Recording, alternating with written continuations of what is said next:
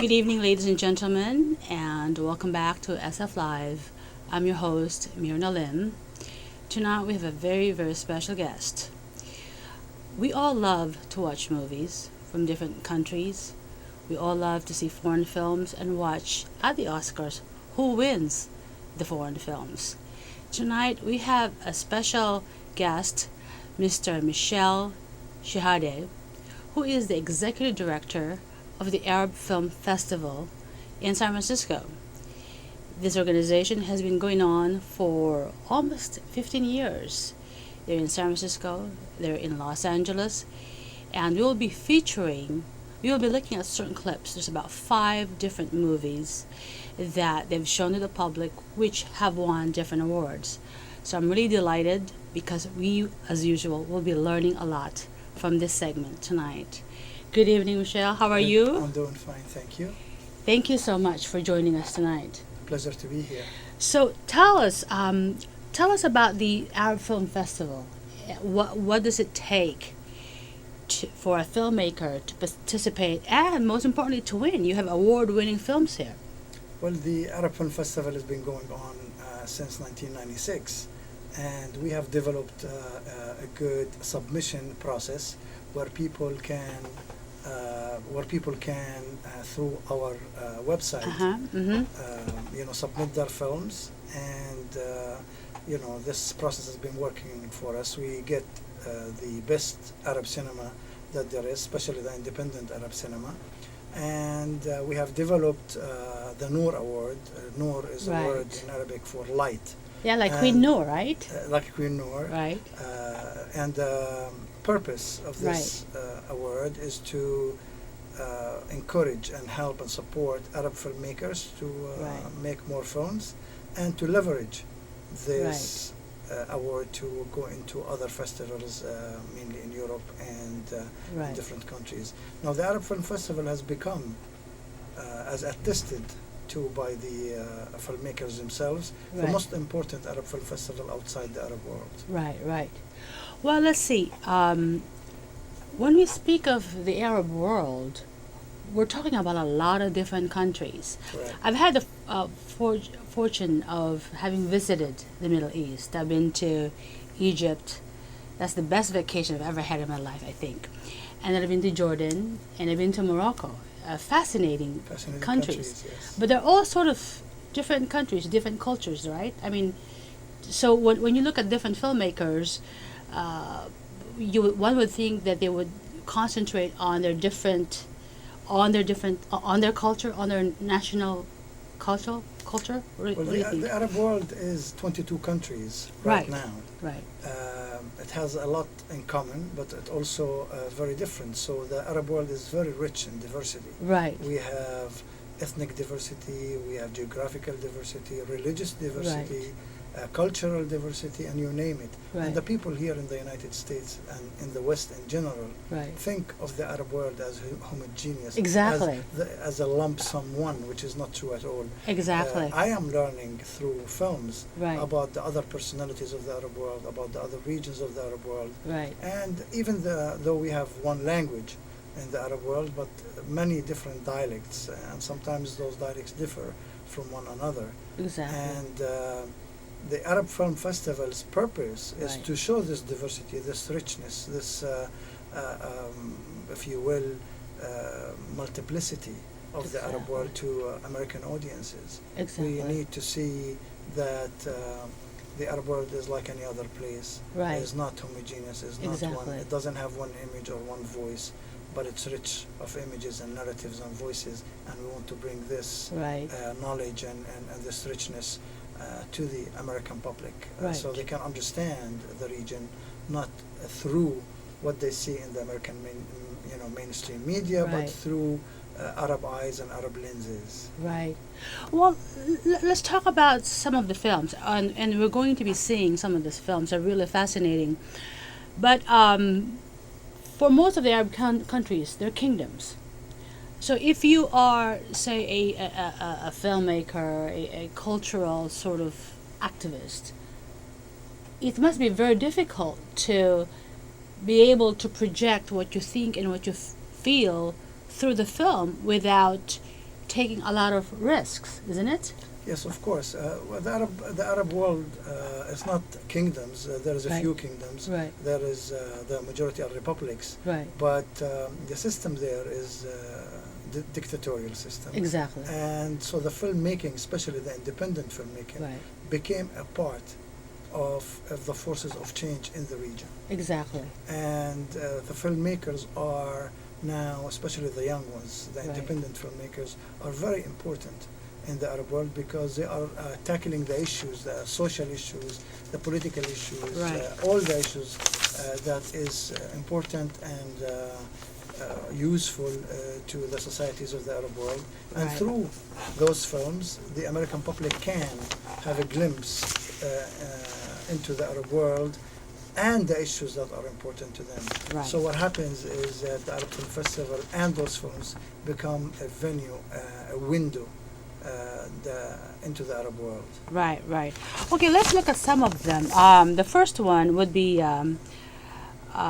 a Syrian film. Yes. It's called Once Again. Mm-hmm. And do you want to?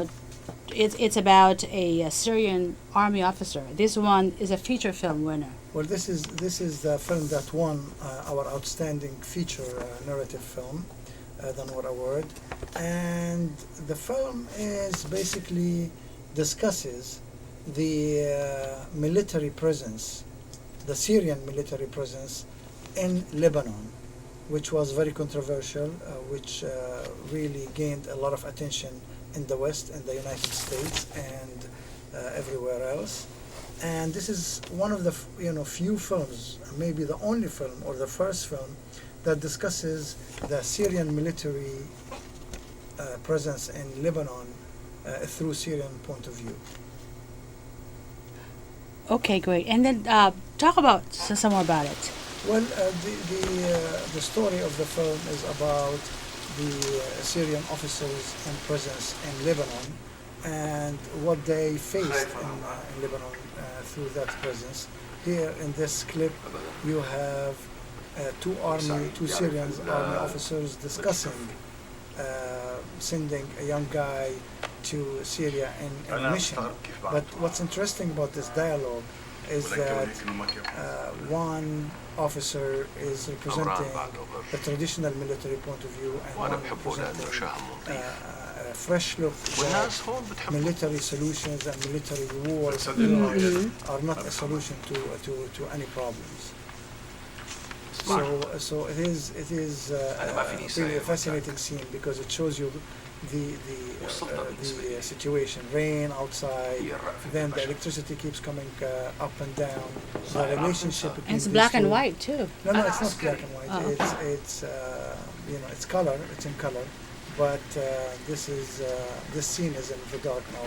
If you notice, there's this guy that's just right, brought that's in a gas, a kerosene lamp because the electricity just went off, and this is a kind of trying to tell you the atmosphere, the climate, and the situation that the Syrian military were facing in Lebanon.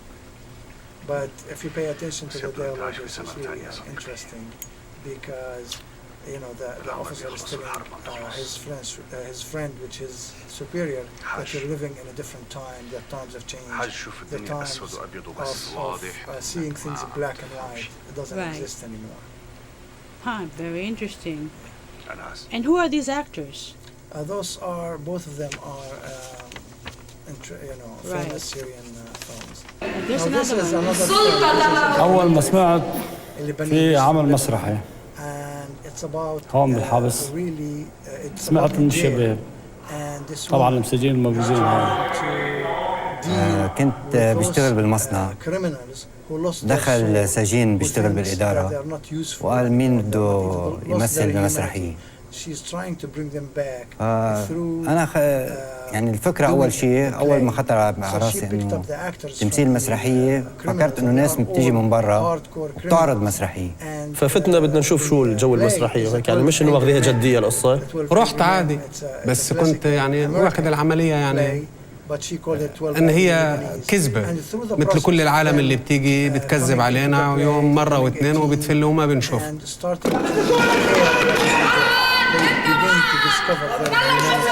once making. And it's a very fresh look in the Arab world, how the Arab world deals with prisoners. So it's very important to the Arab world. Here, this film here, Dairuth, which means Beirut, is a short film about a young Lebanese filmmaker who she is living in France, and she tells us through this artistic medium. This is an artsy film. Her going back to her roots. She's living in France right now, and she wanted to get back to Lebanon to discover where she came from. And this is the beginning of the film, and it's not all cartoonish, but there is live actors. Is it a full feature? It's a short film. It's a short narrative, but it is on the artistic side. So this is a part of showing that there is those kind of films, artistic films that come from the Arab world. Now I like this one. Well, this one is a great film because this one resonates with the American people. It is very dramatic. Very dramatic, and it talks about crossing borders. It talks about people who are trying to get to the West from Africa, passing through Morocco. So you see, this guy, a black guy, for example, is coming, from Black Africa through Morocco, trying to go to Spain or to another part of Europe, and they face a situation, very hard situation, and many of them lose their lives. And you can see that those people in Morocco, the natives, they kind of look at those intruders, quote unquote, or those immigrants in a suspicious way. But this film shows the humanity behind the border crossing, behind the people who want to migrate, and then the hardship and even losing their lives through those journeys. And I feel that this immigration experience and the migration of people crossing borders are very, very, very important because it's similar in many ways all over the world. People want to immigrate to, for economical opportunities to improve their lives, and the Arab world is not different than the rest of the world in this manner. Well, this is this is a film that is made by young Arab filmmakers living in Spain, and it's about a famous story by Tolstoy, and this is about a trio, two guys and women, and it keeps you changing your thoughts.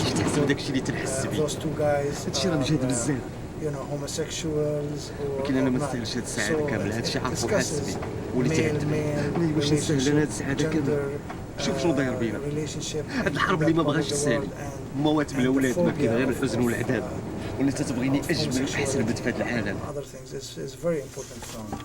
Right. This is fascinating. who's in love with one of the men and he's in love with her, but there is also the friendship between the two men. J'adorais qu'il assiste au That keeps you spectacle. hanging to know if Il venait toujours me voir dans ma loge. just a friendship or Il there restait is là love parfois sans rien dire. between them. Et voilà, So it is petit à really petit, an intriguing je film. tombe amoureuse. Fascinating. That is incredible. So you have 49 filmmakers who participated in this festival in October? Yes, we have shown 49 films Right. from throughout the Arab world and the Arab immigrant communities throughout the world also. Right. So those films are not just about the relationship between people in the Arab world and their Right. political issues, but also their relationships with the West. They're also the immigrant communities and the issues they face in Europe, in the United States, Canada, and Latin America. Very, very diverse. Well, let's talk about the difficulty of making films. It's very costly to make films. These films that you have featured in the festival, how do they come up with the monies to produce a film? Well, this is a part of the struggle that those filmmakers, the emerging filmmakers and the accomplished filmmakers, they have to go through to accomplish and establish and make a film. Right. And that's why. How long are these films normally? Well, it depends. Some right. films will take years, and some films. No, I mean in terms of time, like 30 minutes. We have full features, 2 hours or more, 1 hour and a half. Diverse. We have Right. films that are 12 minutes. Right. 15 minutes. Those are the shorts. Right. So we show feature films, we show documentaries, and we show shorts. And documentaries could be narrative and documentaries, and the shorts the same way. So how do they raise the funds to make the those films? people? Right. Well, it's different from each filmmaker. Some of the filmmakers they raise the money themselves. Is there a lot of support from the Arab community mainly and different communities for them to make this kind of films? There is a production companies in the Arab world, but also there are some governments like in Tunisia and like in Morocco. They help out with funding also. But those people also make their films in the West.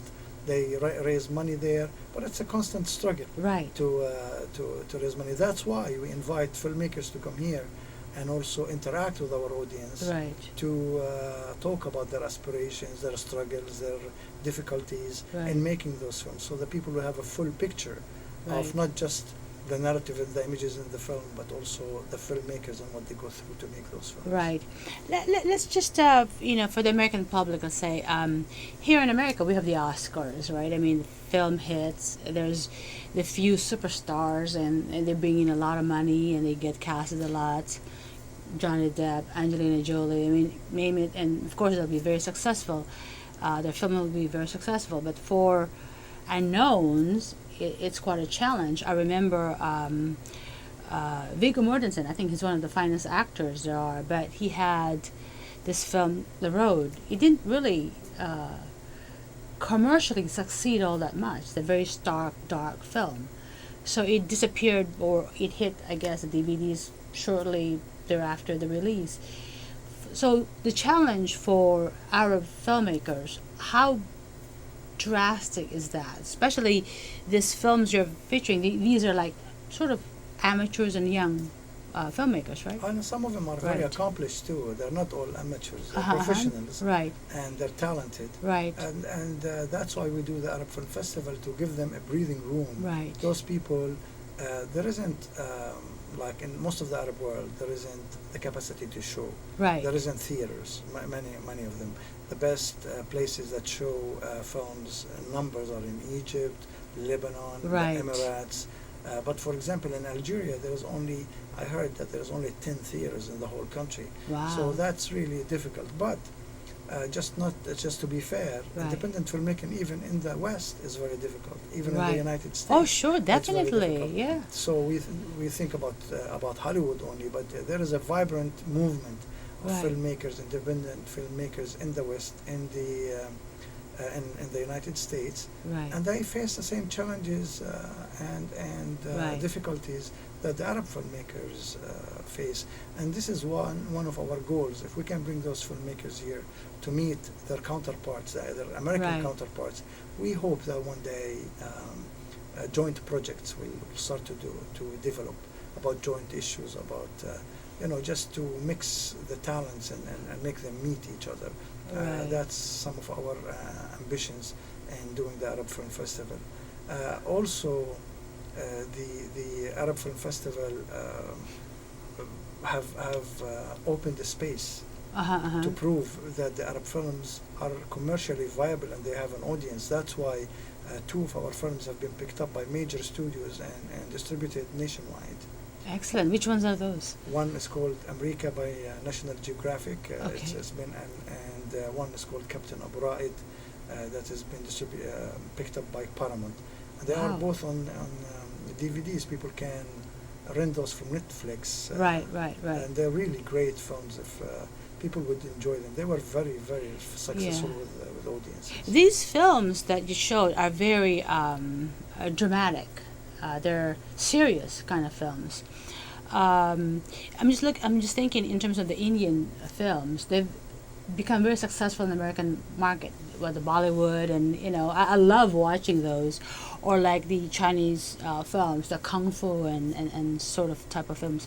With the Arab films, is there like a certain sort of angle that could penetrate the American market commercially, you think? Well, good stories and good filmmaking is always, because all genres are represented in those films. Our opening film this last season was an Algerian comedy.